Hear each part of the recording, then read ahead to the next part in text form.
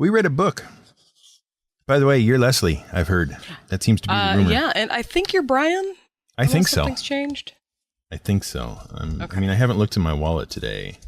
And I certainly haven't checked the obituaries. So who knows? I have looked in my wallet today. Did you? Several times. But I don't think the cards No, one of the cards I used did have my name on it. So, yes, good. I am Leslie. Okay. Excellent. I'm glad that's squared away. Are you doing well? Are you functional? Are you operative this morning? I am functional. I have already been on an adventure this morning. I went and got hot chocolate from the bookstore. And then I looked at books. And then I bought a book. And then I went and picked up 5 cases of butter-flavored Crisco for my church. And then I took them to the church. And now I am home. Butter-flavored Crisco. Okay. Butter-flavored Crisco is a key ingredient in the pie crust for my church's pies and dumplings fundraiser. Oh, okay. And that's why you needed 5 cases. Yes, it's not a like significant fundraiser. Yeah, it's not like you're in some sort of weird religious cult. There are those that would disagree with you. But it is whatever. Okay, all right. I get to attend a church where I then get to go support them by buying tasty baked goods in 2 weeks. Oh, all right. I don't suppose I get any of those, do I? I don't know that they'd transport well. I mean, it's apple pie and apple dumplings. There's only one way to find out. I think I can get them frozen. Oh. And I know that I can get dry ice from work. Mm-hmm. But I feel like overnighting an apple dumpling wrapped in dry ice might be a bit expensive. Well, fine. So maybe we should just... You can whatever. Go buy yourself one and pretend it came from me. If that's the way you want to be, fine with me. I don't care. I am. Yeah, I know. You're terrible. Anyway, as I opened this show with, we've read a book. Several now, but most recently one about pirates. Right. And time. And time. Space. And the Doctor. And K9, which makes me happy. And Romana. Say her full name. No. It's in here, so I just don't have it off the top of my head because she's never really called that all that much in the series or anything. It's Romana Devora Trelander. Romana Devora Trelander. There you go. Good job. This is really just Douglas Adams slamming on the keyboard a couple of times to see what letters come up and then going with it. Anyway, we should explain better about what we're talking about. This is Doctor Who, The Pirate Planet, our selection for this previous month worth of reading. A story by Douglas Adams. Who? Do you want to explain Doctor Who just in case people might not know? Okay, if you don't know who Doctor Who is, even in passing, I can't help you. There. I've explained it. You're so mean. But okay. This is a story by Douglas Adams, but the book itself is written by James Goss, who has done a number of translations. What has happened is essentially the scripts and various, documents relating to this particular book were originally produced for the Doctor Who series on the BBC. Doctor Who's a time traveler. He goes around in a blue police box. Beyond that, I can't really help you. Anyway. It's not actually a police box. It only looks like one. Right. It's much differenter on the inside. The premise of this particular book, The Pirate Planet, is that it is the second... Okay, this will confuse you. It is the second series of episodes in the Key of Time series, which was an entire season of Doctor Who, starring the fourth Doctor, Tom Baker, who is my favorite Doctor. He's good stuff. Yeah. Anyway, so lots of reasons to read this, but we will synopsize it and we will discuss it a bit, what we thought about reading it and what we feel like the point of the whole thing was and that kind of good stuff. We will pretend to be some sort of actual book discussion podcast for this one episode. But none of the other ones, even the ones that have to do with books. That's right. And then we'll go back to, the usual nonsense, basically.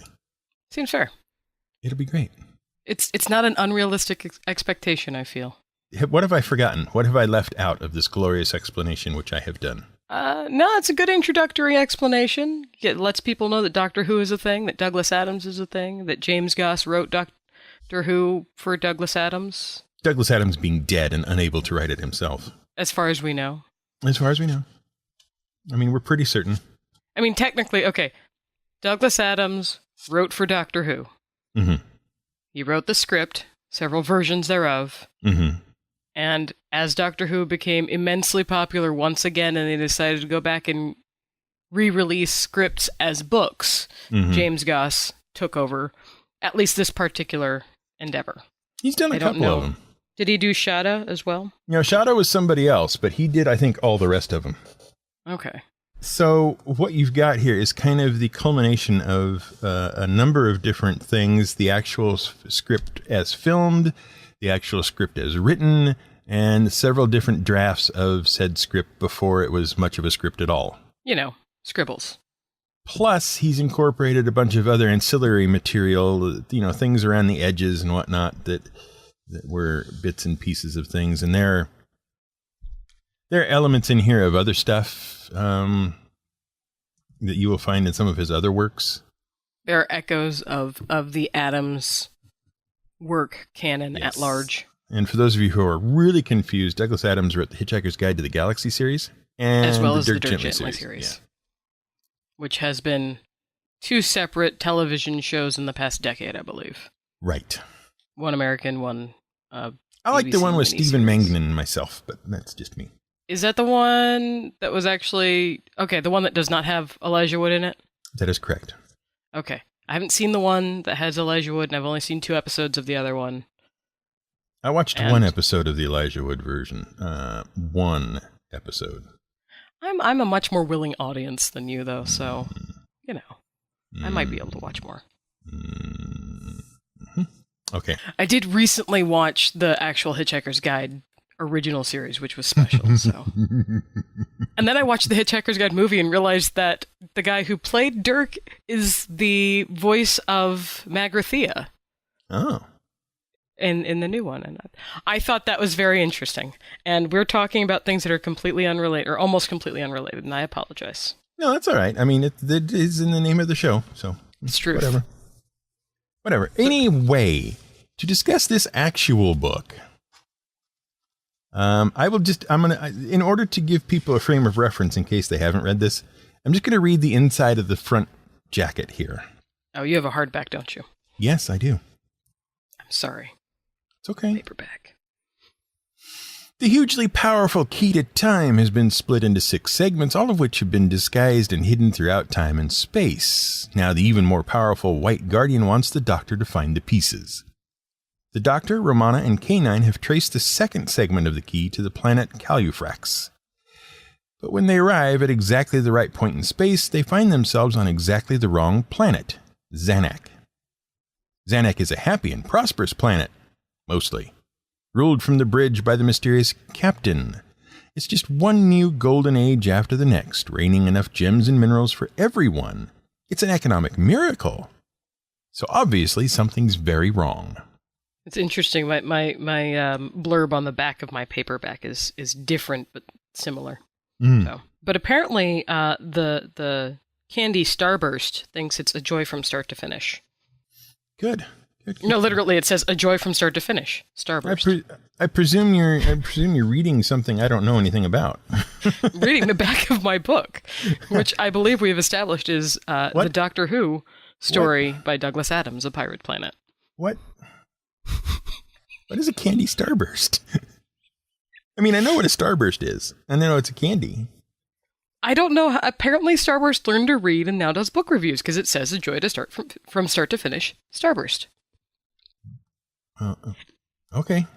But that really does start the book. So, I mean, we land on not Calufrax and... Right. It takes us a while to figure out it takes a certain amount of story time to figure out that it is definitely not Calufrax. Well, assuming you don't believe the Doctor. Because if you believe the Doctor, you know from the start that it's wrong. Right. And you just learn why it's wrong as time progresses. Mm-hmm. Mm-hmm. We're nothing if not pedantic, so... So what's really going on in this book? This is kind of spoilery. So what's really going on here? Well, so the basic premise.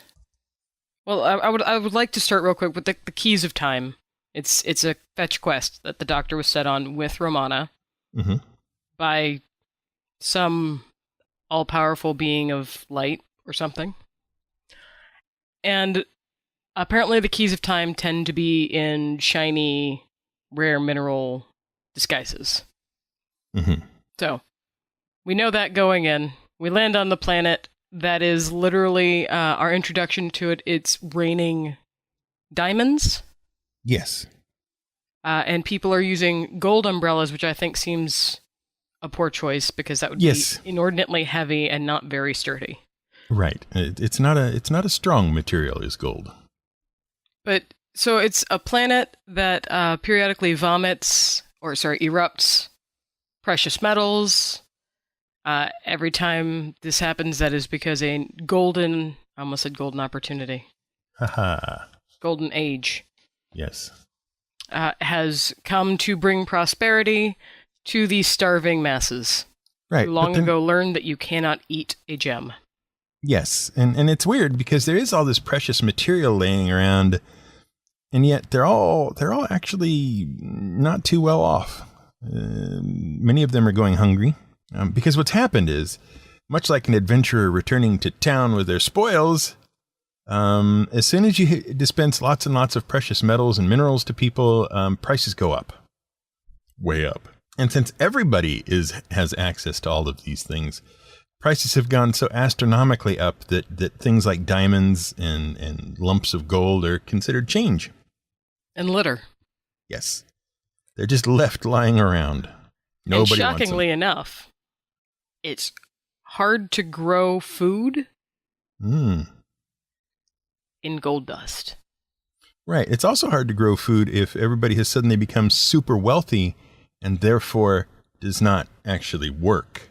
There's nobody to do the tilling and the sowing and all that kind of stuff. So, but instead of what you might assume, where food then becomes the ultimate source of wealth, they're just kind of kept in this vague state of super rich poverty and happiness, because if they're not happy, they're executed. Right. By the guards of the captain. Right. So this is the world that Romana, K9, and the Doctor have joined. It's bad news all the way around. So much bad news, in fact, that one of the people they run across eventually is having some sort of screaming fit about things for as yet undisclosed reasons. And because of the aforementioned guard, he is hidden away by his family. Right. An uncle who doesn't question anything and is generally terrified, and a sister who questions lots of things but does her job, or her familial duty. She meets her expectations, which are largely to just do what you're expected to do. Don't question things, and get on with things. The brother is Prolix. The sister is Mula. Yes. Right. And the uncle is Balaton? Yes. Batalon? There's Balaton. an A and an Yes, L. you did well. Balaton. Go me. Yeah. So Prolix, every time there's a golden age, Prolix goes into these fits, or Pralix, I guess is how they say it. He goes into these fits, and everybody pretty much just assumes he's crazy, and of course it's illegal to be crazy, because that would indicate you are not happy with the state of things as they are. Yes. And so they hide him away, and they're trying to keep the guards from finding him and whatnot. When the Doctor basically stumbles into this whole thing, he's apprised of all of the information we have just handed you, plus a bit more, by the family, by Balaton and what's her name, Mula? Yeah. Mostly by Mula. Balaton spends most of his time fretting. Yes, indeed. And anyway, as things go, the Doctor sort of susses things out and figures out what's going on and all that. And with the help of Romana doing her thing and K9, the little robot dog, doing his thing, everything kind of comes to a head.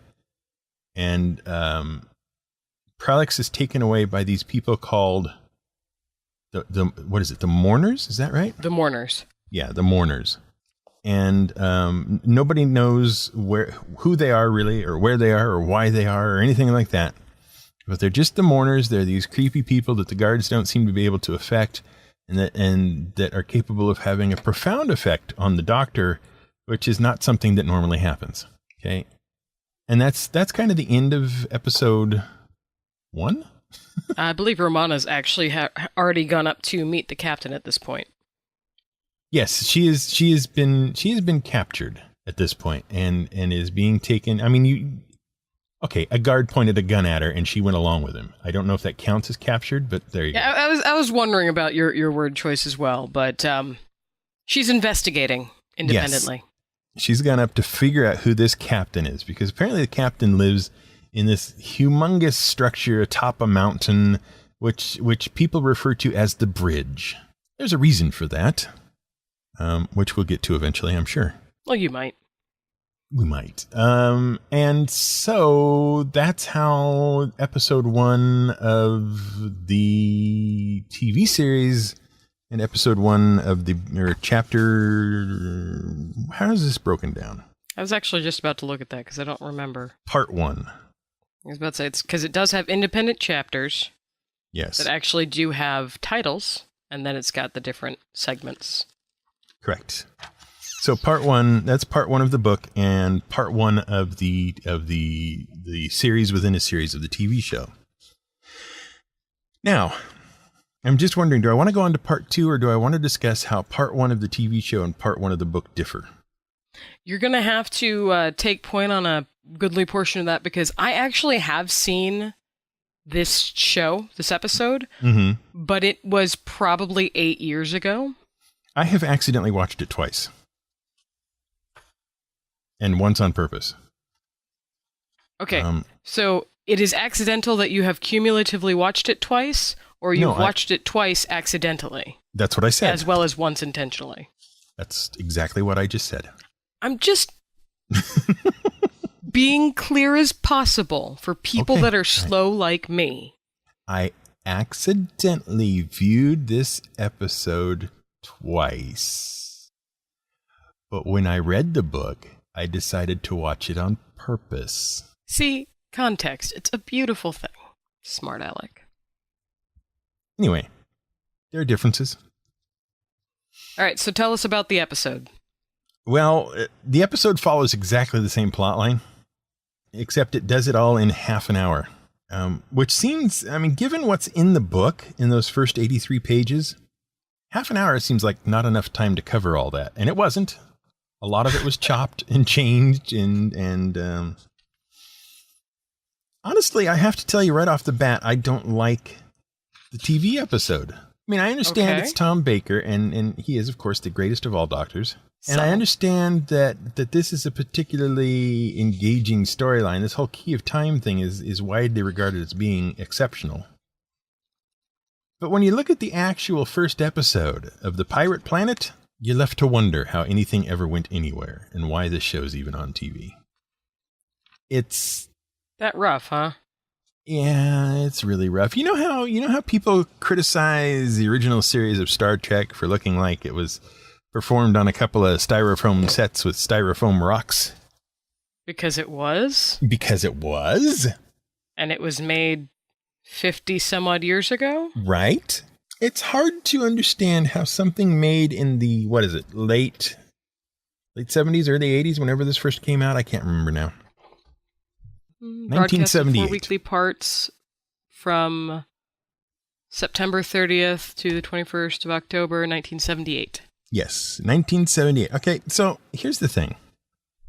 I'm hard-pressed to understand exactly why production values in 1978 are below production values as witnessed on the original series of Star Trek in 1950, 60.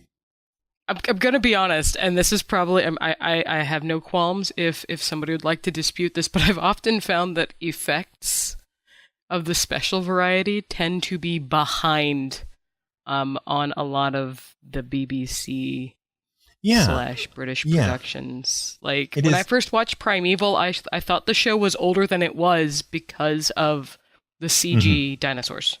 Yes, the extremely obviously CG dinosaurs. I mean, still love the show and everything, but it's a step back from what I would expect on an American television show. So the thing is, and I understand the BBC was not real handy with the budget. They tended to be a little tight-fisted and whatnot. And it's and like in fact, they were publicly funded. In fact, the budget constraints are part of the reason that the script for Doctor Who: The Pirate Planet is hugely different than the actual what was filmed on screen. You know, what showed up in the final product. Simply because budget constraints meant they had to cut a bunch of stuff out that Douglas Adams was just way too imaginative about. You know? If you've had exposure to Douglas Adams, this should not surprise you. Yeah. So if you haven't, find some exposure. Yes, get exposed. Go expose yourself. Thank you, Brian. Yes, you're welcome. Okay. So the captain has this little friend, which is supposed to be a parrot, but it's a robot parrot. The polyphase Avatron. Yes. The thing is, at no point does it actually look like a parrot on screen. I mean, I'm not even talking like a mechanical parrot. It looks like a lump on a stick, which has an upside and a downside, and that's about as far as it goes. I mean, and I know they tried. You can see they tried. They were trying. But they were trying in the same way that it feels like a kindergartner tries to draw stick figures. I feel like that's kind of unfair. They're trying to make it look future-y. Right. And instead they made it look clunky. I don't remember the 70s for very obvious reasons, but... Is it because you weren't alive? It is, in fact, because I was not alive. Oh, okay. It kind of actually looks like a strange Batman toy. It does, yes, I suppose. But the thing is... like Egyptian Batman toy. The thing is, this is the best effect in the whole series. The whole series or the whole series, like these 4 episodes? These 4 episodes. Okay. Yeah, the captain's kind of terrifying looking, but not for... Yeah, not for terrifying reasons. He's like terrifying because he looks so poorly assembled. It's just terrible. But okay. You're so mean. Well, yes, I am. Let's get over that part of it, okay? We'll set that aside. We'll say, okay, yes, it's BBC 70s production values, which are minimal. Okay, now let's look at the acting of this. The captain shouts a lot. Okay. That is in fact a key character component in the book as well. Yes. There are very good reasons for him shouting a lot, I guess. But the sense that you get from the shouting captain in the TV series is that he was told to shout and decided that meant just to speak sort of loudly. There's no actual real shouting much going on. You know? He's got his, in the book, it's like, Mr. Fibuli, he's got that thing going on. But in the TV show, it's like, Mr. Fibuli, where he's just being loud and projecting, So the performance, the distractions in this thing are the effects, the performance, and the continuity between various bits of it. But I find the continuity thing has always been a problem with the Doctor Who series in general prior to the new series. It probably wasn't that important. Okay. I mean, it does tend to just jump scene to scene with no transitions in between at all, really. But that can't be helped because that's just how they were doing it back then, apparently. I guess it can't be helped. I don't know. It seems weird, but I would have thought a couple of transitions wouldn't have killed them at all in there. But what do I know? Your own mind, apparently. Yeah. Anyway, there's a lot of discrepancies. There are bits of story in the book that came out of some of the previous writings and rewritings of the script or what would eventually become the script for this this run of these 4 episodes that add in details and background bits and other information in this book that just are not presented in the TV series at all. So, I'm just going to go ahead and call it right now. I'm going to say the book is way, way better than the TV series was. Okay. We're going to be fair here, though. No, we're not. The book was written and had no budgetary limitations. Yes. It allows for more free interpretation on the part of the consumer. Mm. And let's be honest, I would never want to try and translate anything Douglas Adams wrote from text to screen. Mm-hmm. Could be honest. So many people have attempted it. And they've all attempted, and a lot of them have made really good products, but there's still this huge disparity because Douglas Adams was such a unique mind. And, I mean, this man was phenomenally odd with the way he phrases things, with the way he just... the direction of his thought. I mean, he's about as out of left field can be when it's, you know, a billion light years from here and nobody's ever heard of any sort of sport. What is it? Hold on. Look up. Are you done being fair now? No. Okay. You're a turd. I liked classic Who, and I liked some modern Who. Uh-huh. And you're right, though. The book is amazing. Like, it is worlds and worlds better, but it had lots of room to be. Okay, so you're defending a position which you don't actually hold. That's great. Thanks, Leslie. I'm not saying that the book is not better. I'm just saying that there's no way that the book could be not, I don't know. Shut up. I hate you. Okay, that's fine. Situation normal then. Yeah. All right. Okay, no, that's fine. I mean, yes, okay, you are correct in a number of ways, some of which are actually logical. Some. Yes, some, not all, some.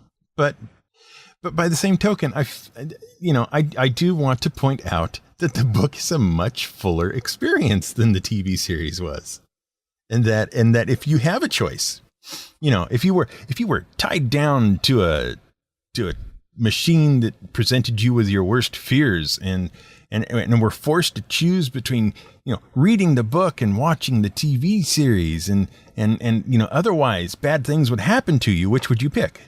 Well, I like reading books. See, there you go. The book wins. Read the book.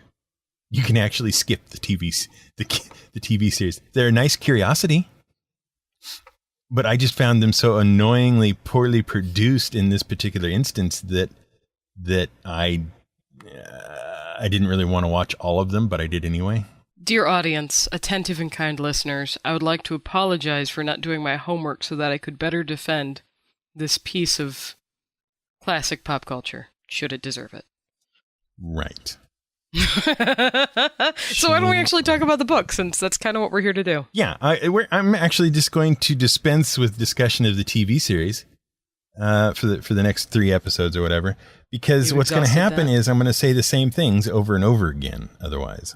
So that's and keep in mind, Tom Baker is my favorite Doctor, and I like a lot of the Fourth Doctor episodes, a whole bunch of them. You know, they're a lot of fun and kind of goofy and enjoyable in their each own unique individual way. As Doctor Who is wont to be. Yes, but I go for the book every single time for this. Even if I had to buy the book, I'd buy the book, not the TV series. But that's just me. Right. It'll be you too. Yes, I'm sure it's only just you. Yeah. I'm the only one. Ever. I'm a unique individual. Uncopyable. Anyway, the point being, let's get back to the book. We go into part 2, in which more stuff happens. The Doctor... Do you really want to break it down by part? Because I honestly did not pay attention to where the segments were. Okay, we don't have to, I guess. It doesn't really make a whole lot of point one way or the other. Basically, what happens is the Doctor discovers that the planet Calufrex has been swallowed up by the planet Zanak. Quite literally, it is within the planet Yes, because Zanuck is hollow and moves about the universe on some extremely large engines that blip it out of existence in one place and blip it into existence over and around another planet. It has destroyed a number of planets in this way, because what it does is once it has enveloped a planet, it mines it for all its resources, and does that very rapidly, apparently, thereby reducing said planet to a small, super condensed ball of uninteresting material. In other words, nothing precious remains, and it's all super condensed into something about the size of a softball. The Doctor is quick to remark that this requires immense amounts of power and careful balancing and whatnot, which is when we discover that the captain is really just an incredible engineer who has at some point crashed his impressive and incredible ship into Zanuck, and that is the bridge from which he operates in the mountain.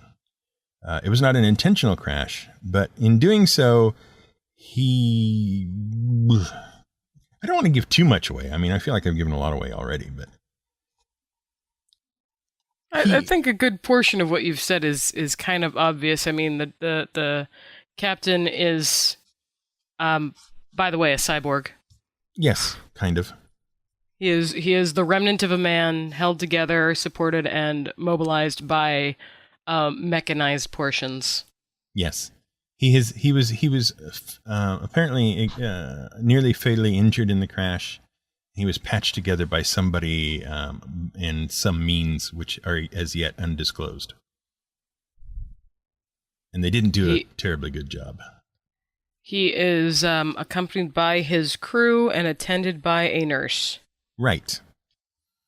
And the nurse occasionally takes readings and cautions him about his heart and, his blood pressure and things like that. In the book, she's a bit of comedy relief for a while. But in the show, she's not. She's just there. She's an extra person running around that you don't pay any attention to.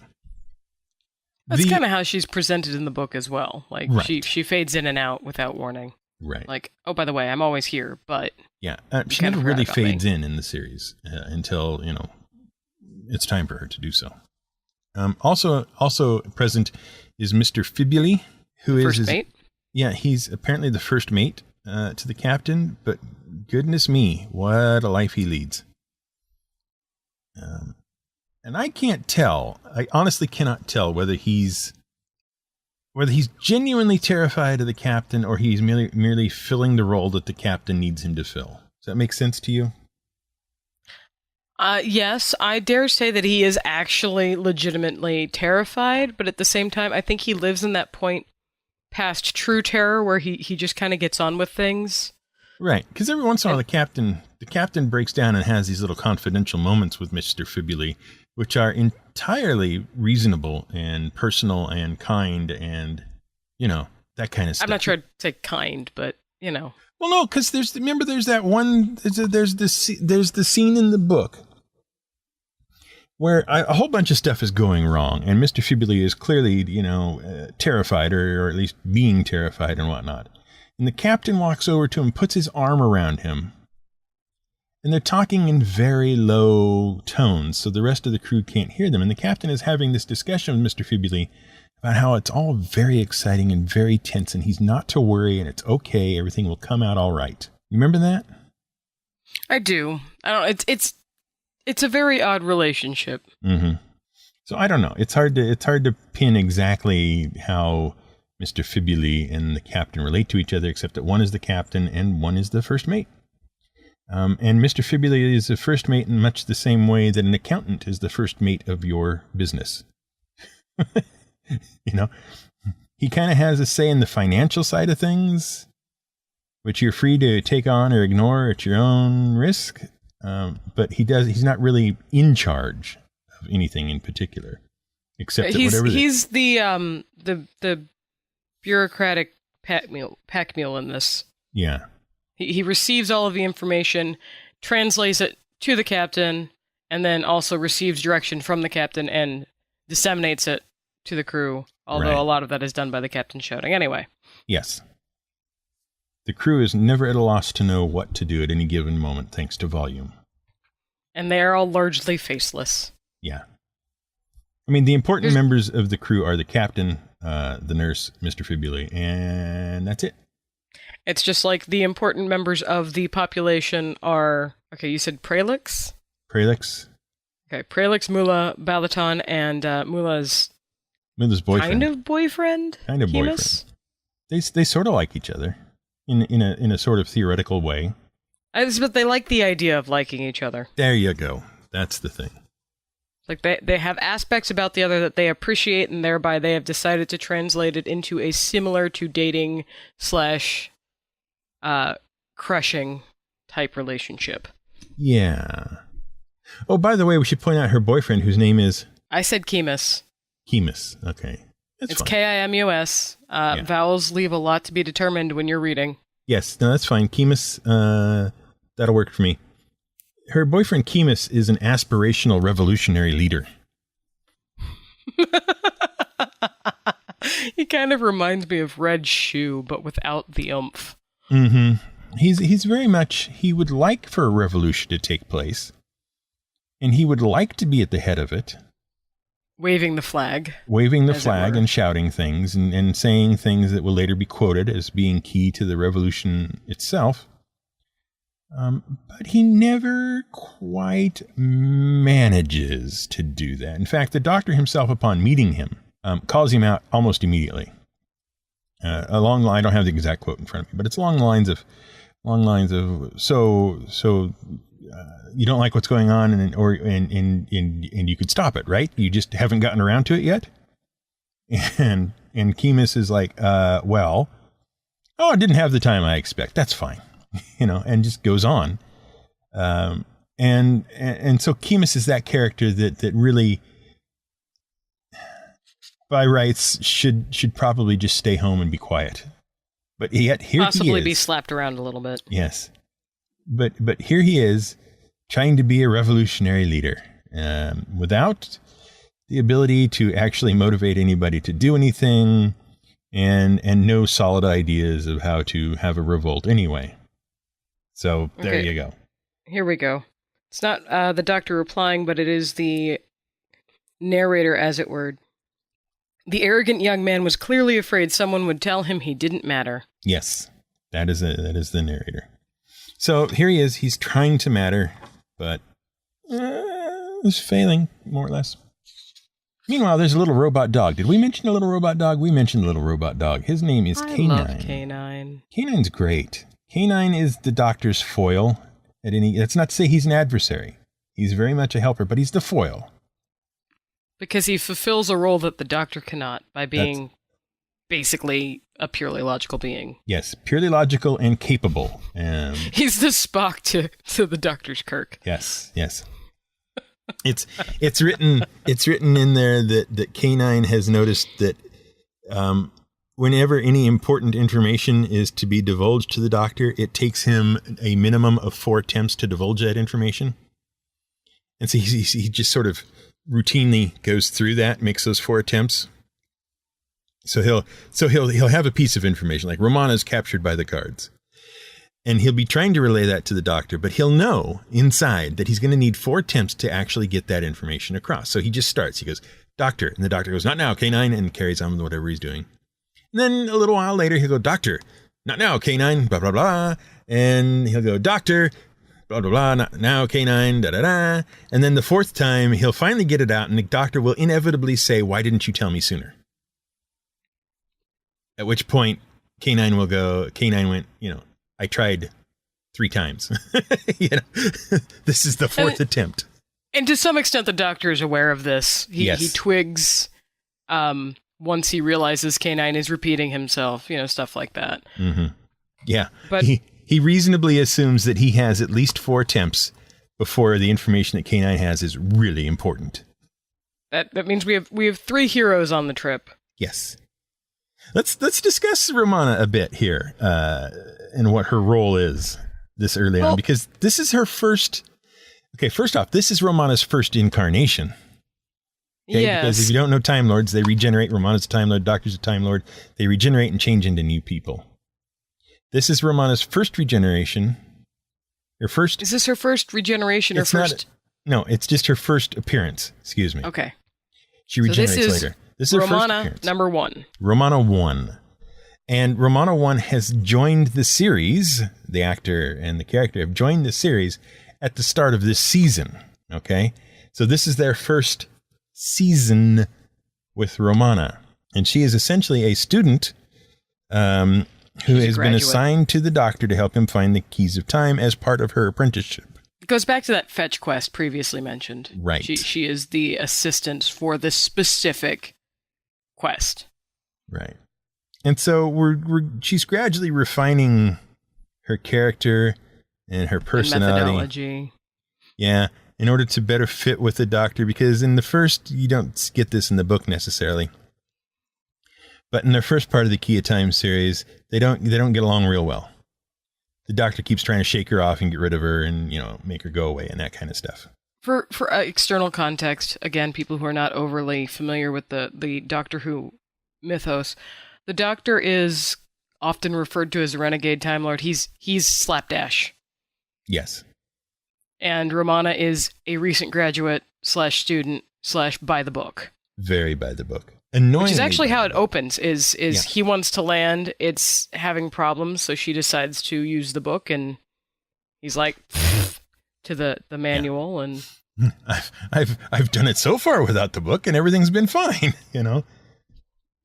But anyway, so she very much wants to stick to what she's learned, stick to what's in the book and all that kind of stuff. And she's still in that position where when the Pirate Planet sub-series, whatever you want to call it, this is really difficult to talk about in terms of series and subplots and all that kind of stuff. Arc, because that way it's just the specific arc of the specific story that falls within the larger series related to the Key of Time. Okay, so the Pirate Planet arc is... Which is also fun, because then you get the play on words, because an arc is a ship.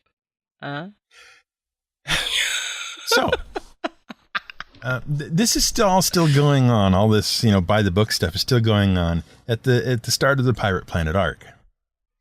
And she very much doesn't trust the Doctor to know what's going on or what he's doing or anything like that. So she kind of goes off on her own, and begins poking her nose into things and finding things out and all this kind of junk.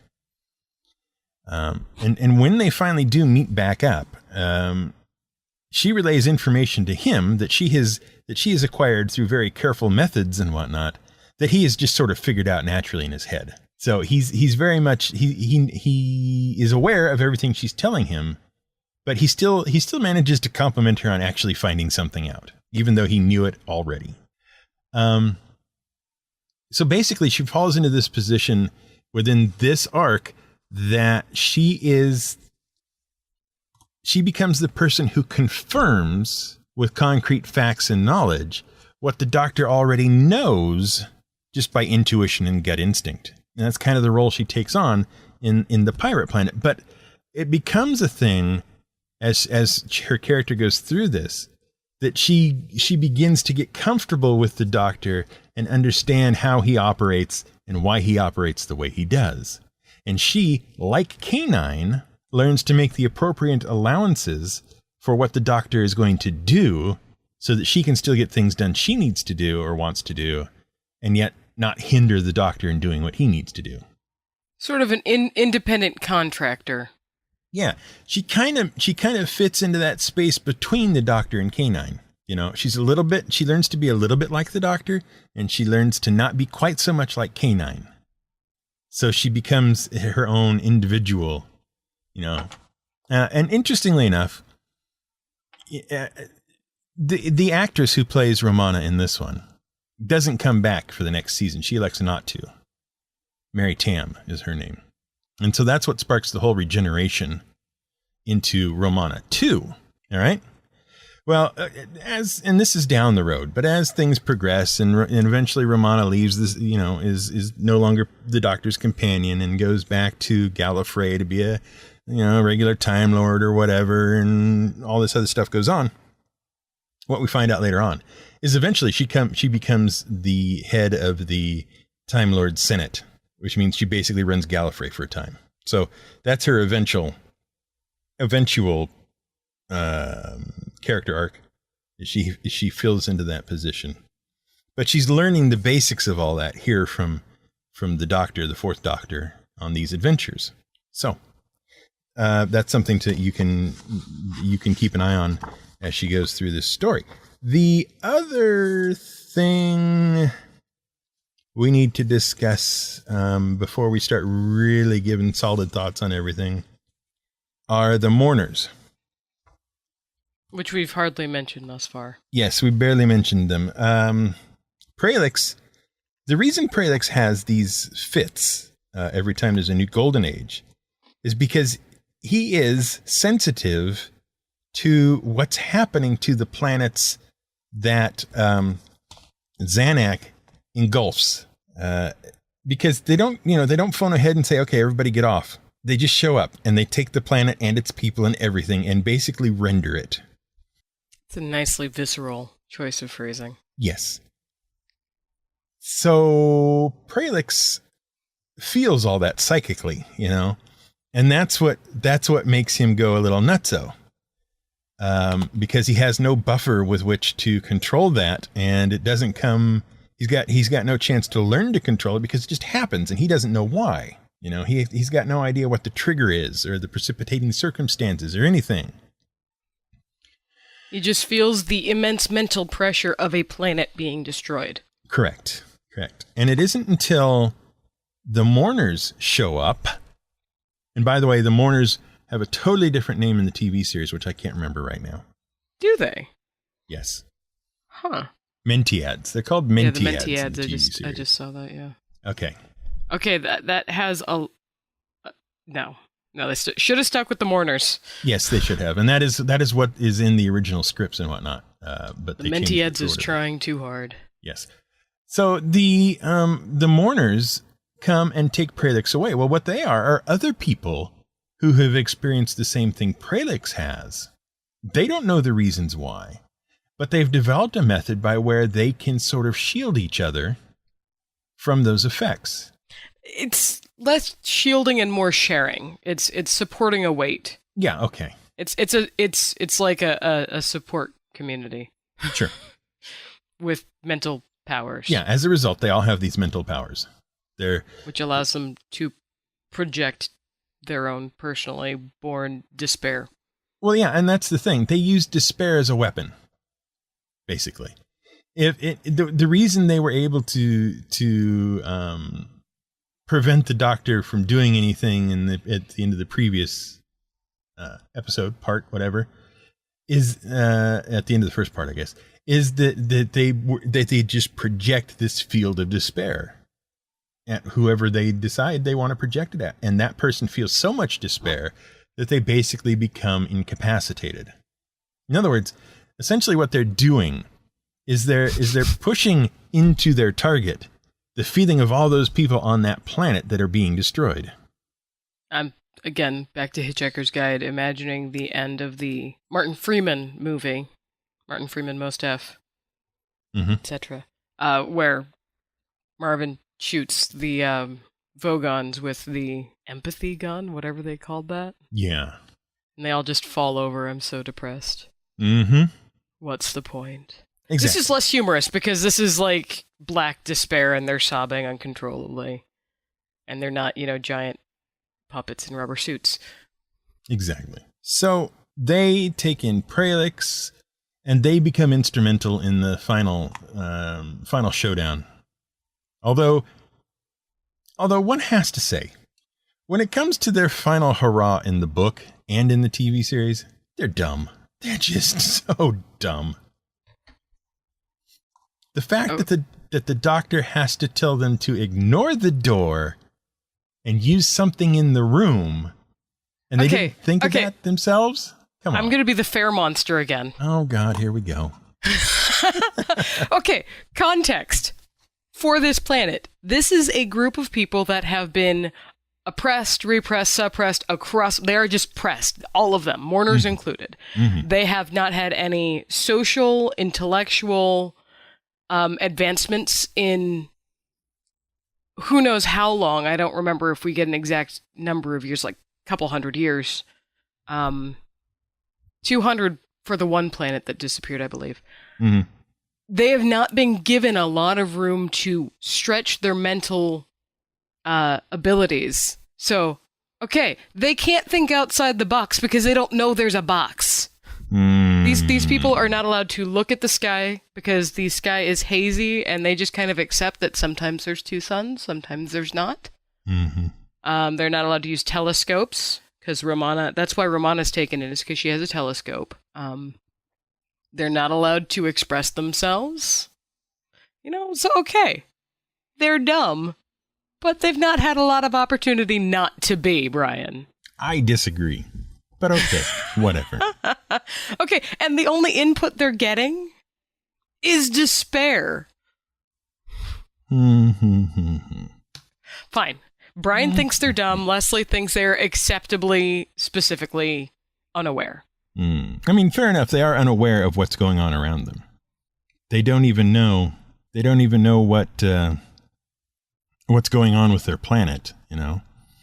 They don't connect the fact that sometimes there's two suns, sometimes there's one, with anything being wrong. I'll grant you that. Okay? They are particularly clueless about those things that are happening around them. And they accept that it's perfectly okay for somebody who is not happy to be taken away and never seen again. Fine. And they accept the captain at his word. Fine. They're not dumb. Well, they are dumb, but they're acceptably so. I see. It's an interesting I do not standard. look down upon them for it. I do. In terms of the narrative of the story, though, it is very much...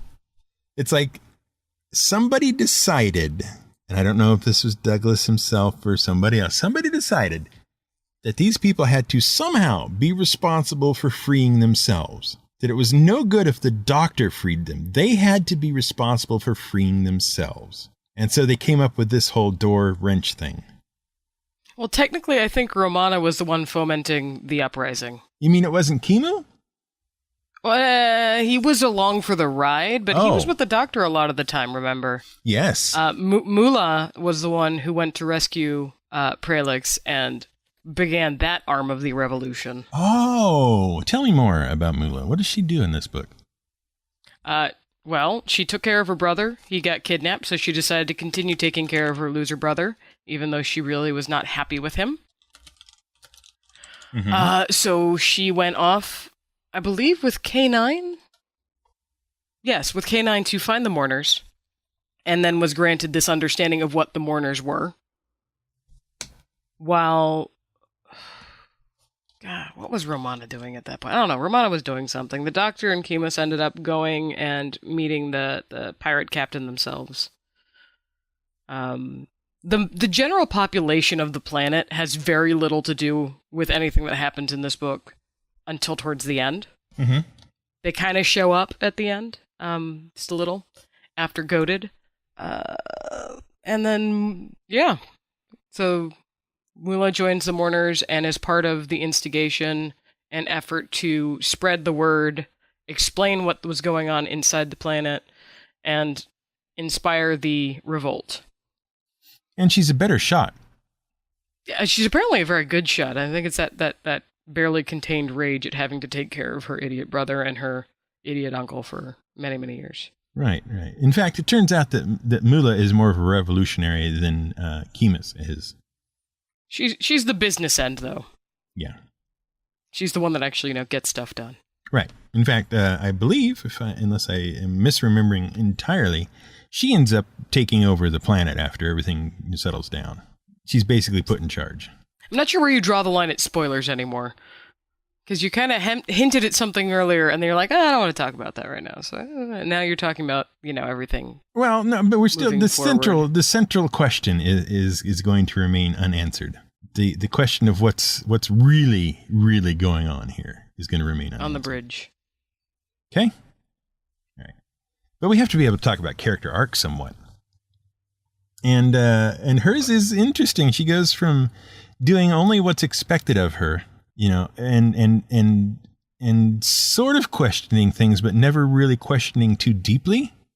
Not acting on it, certainly. Yeah. She goes from that to basically running the rebellion and then eventually being, the head of the planet for a while. That's her arc. So that was interesting to see. Kimu never does come. In fact, I think he basically gets, he no longer is the love interest for her anymore. Oh, it's okay. He ends up crushing on Romana and trying to impress her. So. Right. Yes. In fact, that becomes his character from the time he meets her on to the end of this arc. Is just he's no longer really the revolutionary. He's the guy who's only doing things to try to impress Romana. Which is okay, I guess. You wouldn't really expect more of him, given what we know of him already. Certainly, he wasn't going to be leading any revolutions. Not with any grand efficacy, at least. No. One last thing. Can we talk about K9 for a minute? Sure. Okay. I mean, I feel like we're missing somebody else, but that's okay. Who could we possibly... Never mind. Tell me in a minute. K9 is the funniest of the characters presented to us. I mean, the Doctor is pretty humorous when he wants to be. That's fine. There's the whole falling out of the bridge. I would say he's more entertaining than truly just funny. There's the whole falling out of the bridge thing, and then not actually having fallen out of the bridge, but still having fallen out of the bridge. That's a good bit of funny. But K9 has all the funny lines. Even though he gives his lines perfectly seriously. There's the whole thing where he's upside... It's because he's the straight man. Yes. There's the whole thing where he's upside down and trying to work out how to right himself, and how he eventually does that.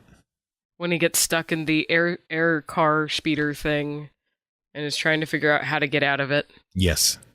Yeah. All that's pretty funny. He's got some good bits in there, and he's useful too.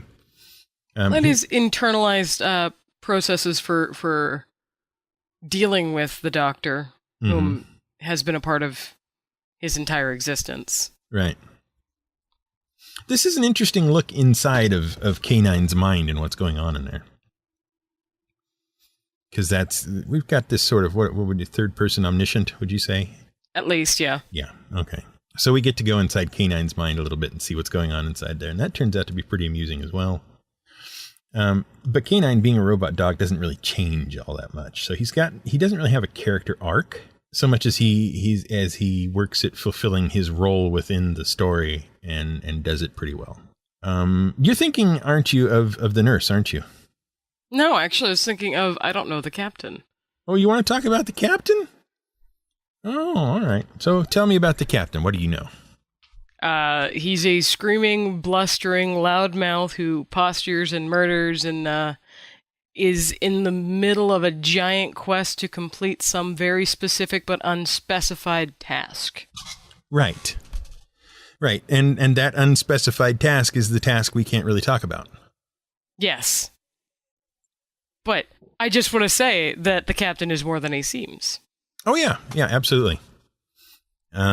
He's comfortable having any number of people executed for any reason at all.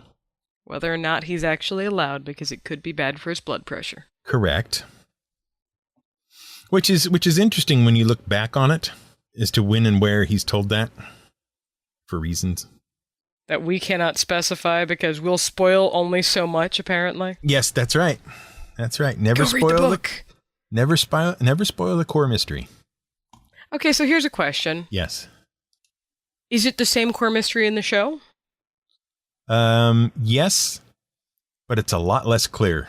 Like it's not resolved clearly? No, it's resolved. It's just a lot less clear that that's what the thing is. Until almost the last moment. It's okay. I feel the need to investigate further. Yeah. Not sure how I'll do that, but I'll figure it out. Okay, so we've talked about arcs. The Doctor is the Doctor. He grows more comfortable with Romana. Romana grows more comfortable in her own skin, making her own decisions, not just relying on the book or the Doctor. Right. Kimus is basically proven to be a bit of a putz, but that's okay. Do you think somebody was making a larger statement with Kimus? I don't know if it was a statement so much as a casual observation. Oh, okay. Or perhaps a very pointed observation. Fair enough. Prelix becomes a mourner. Yep. And then eventually a leader of the mourners. Yep. Mula is Queen of Awesome. Mm-hmm. And sharpshooting, apparently. Right. We got all these characters, and they go through this character arc, and we go through this arc of the story, and it goes where it's going and all that. In the book is a much better version of things that are going on, etc., etc., etc. But all of these elements appear in the TV arc, except almost none of them are connected up to anything else. As in they're detached from their larger context, their framework? Yeah, it's like, okay, for example, we learned that Mula is a dead shot, okay? She's very good. We don't know where it came from, why she would be particularly good with a gun or not, but we learn that she is, okay, in the book. And there's some build up to that, and it's connected up to other things, so that it makes sense in her character, in her character's arc. Okay, good, great, perfect. In the TV series, it comes down to her shooting a couple of guards and the doctor going, "Oh, you're a fairly good shot," and then that's it. It's like, okay. It's never brought back around to anything else. It's never particularly something the doctor or anybody else has to rely on after that point. It's just a thing that happens, is said, and then that's it. I feel like if the TV series had been just a little bit better put together, that they could have made it have a little more depth than it does on screen. Okay, because there's not a lot of depth to the action on screen. It's pretty darn shallow in terms of, it's just run from here and here to here, talk to these people, shoot these people, run from here to here, talk to these people, shoot these people, and that's it. So it's kind of a paint-by-number version of the book that we have. Yeah, kind of. It's like if you had trading cards for the book, all the scenes on the trading cards would essentially be what the TV show was. Like if you get the Star Wars trading cards that they gave, that they had back in the 70s and 80s, and you look and it's just like all the key scenes. Mm-hmm. But none of it's connected up in any way that makes any sense. Unless you already know what the story is. Okay, fair enough. Okay. You couldn't really look at the trading cards for Star Wars and go, "Oh, that's what the film is about, and these are the major themes, and these are the characters that matter, and these are, So it's a trading card outline of the actual plot. Exactly. Okay. Yeah, that's what the TV series is for the Pirate Planet. So basically we're saying read the book.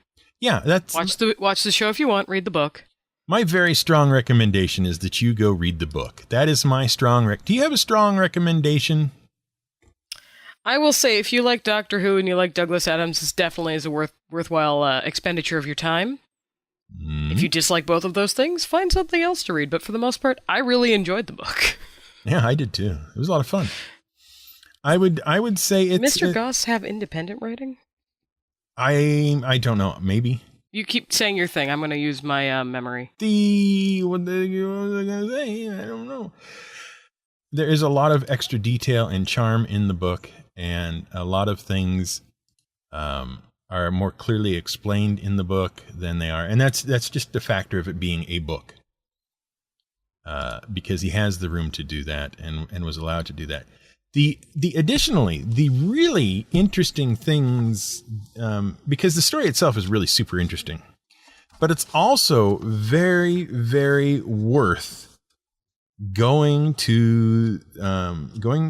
the whole book and then reading the back matter and seeing, the afterword and everything. And seeing where this all came from, getting the story of how it was developed and written, and seeing some of the scripts and, the early drafts and that kind of stuff. Reading how each of the characters in the story and all that kind of stuff was developed.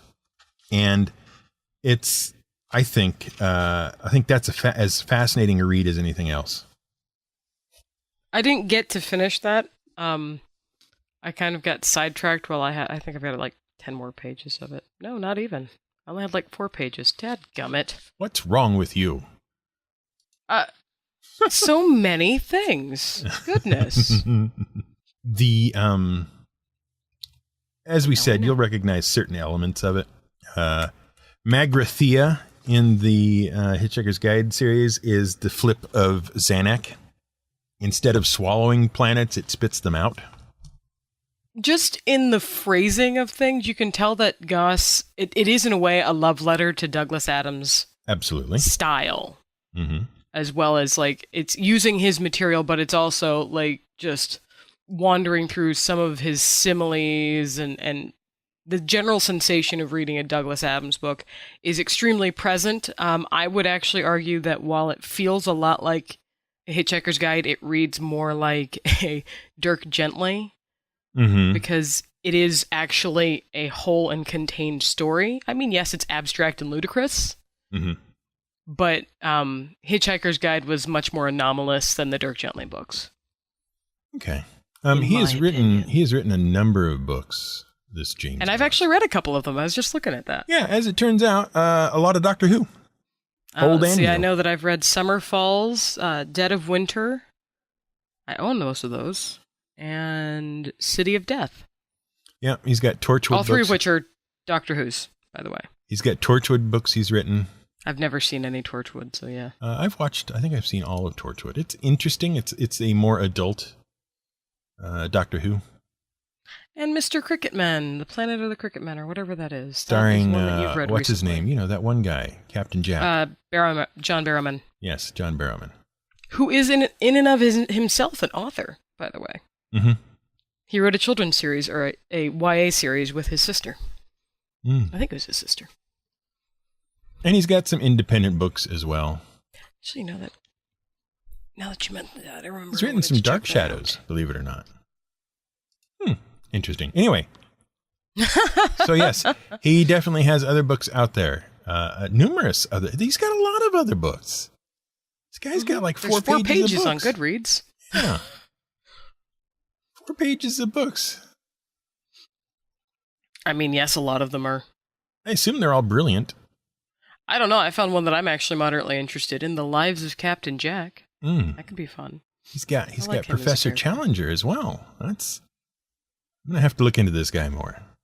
The Race of Scorpions. Got lots of things in here. Anyway, so yes, it's a good book. I like it. I recommend it. It is fun to read. It is entertaining to read. It is informative to read. It is pure Doctor Who. It's a hoot. It was enjoyable, and I'm glad to see another fun book come onto our list of books and things which we have read. Now, to be fair, when you mentioned this book to me, I thought you were just asking for yourself. So you're like, so what about Doctor Who and the Pirate Planet? I'm like, well, have you been burned by a Doctor Who book yet? And he said, no. And I said, okay, so read it. And he said, okay, that's what we're reading. Okay. I don't know why you don't understand these questions. It was out of the blue, you madman. I have not. Out of I've read a lot of curiosity. not a lot. I've read about a dozen Doctor Who books.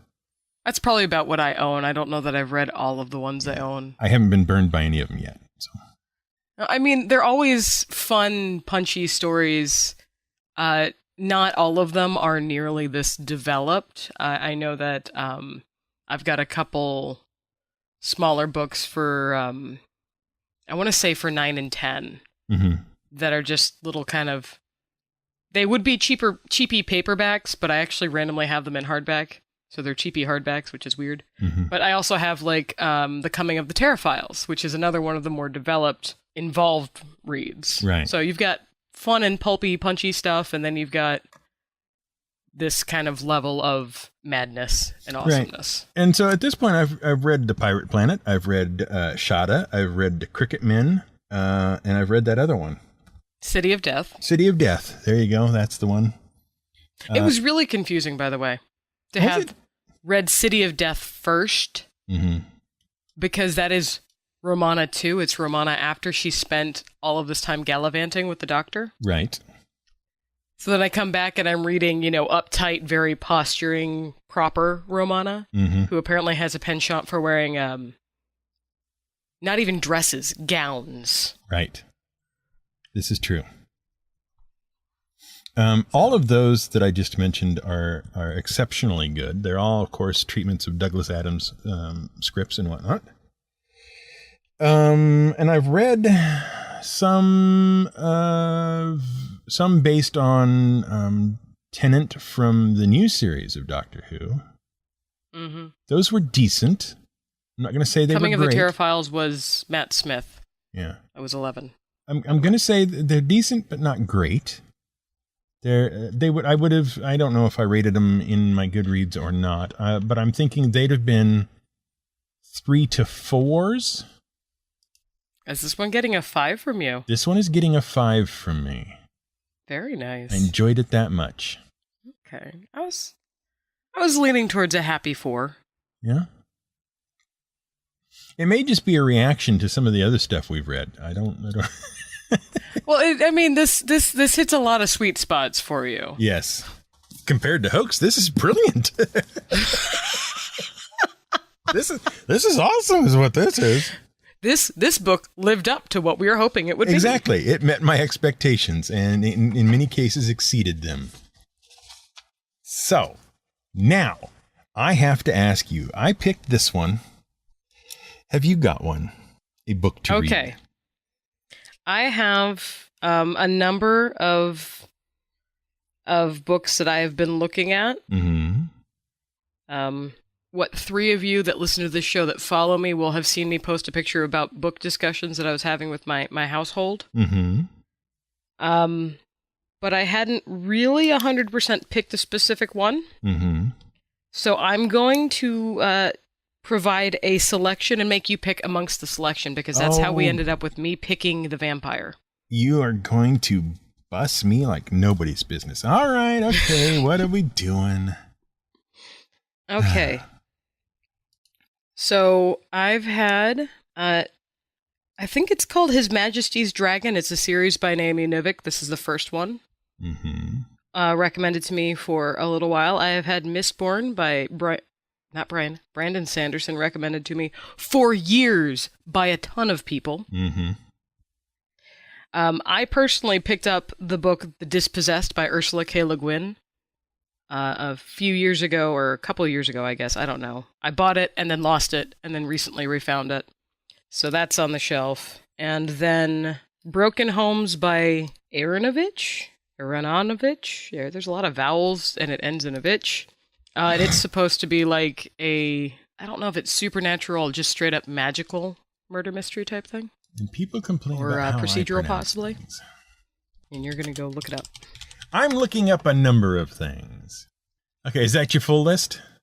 Actually, it's not my full list, but those are the ones that I narrowed it down to specifically. Partially because I have direct access to all 4 of them. Oh, okay. All right, so I'm looking here, His Majesty's Dragon, which is Temeraire #1 by Naomi Novik.